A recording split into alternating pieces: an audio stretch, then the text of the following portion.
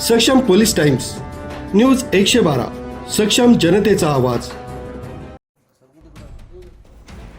दिनांक 26 जुलैच्या पहाटे 3:50च्या सुमारास बागवानपुरा कोंबडावाडा जवळ शाह आलम या मटण दुकानामध्ये अवैध कत्तलीसाठी गोवंश जनावरे बांधून ठेवलेली आहेत याबाबत पोलीस हवालदार कयूम सय्यद यांना गोपनीय माहिती मिळाली होती। त्यानुसार गुन्हे शोध पथकाने सदर ठिकाणी जाऊन छापा टाकला असता या ठिकाणी 5 जिवंत गोवंश जनावरे बांधून ठेवलेली आढळून आली।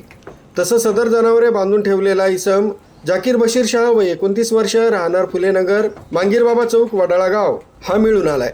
महाराष्ट्र राज्यामध्ये गोवंश जनावरांची हत्याबंदी कायदा लागू असताना सदर कायद्याचं उल्लंघन करीत सदर आरोपी बेकायदेशीरपणे कत्तल करण्यासाठी 5 गोवंश जनावरे बांधून ठेवलेले मिळून आला म्हणून त्याच्या विरुद्ध भद्रकाली पोलीस ठाण्यात गुन्हा दाखल करण्यात आलाय।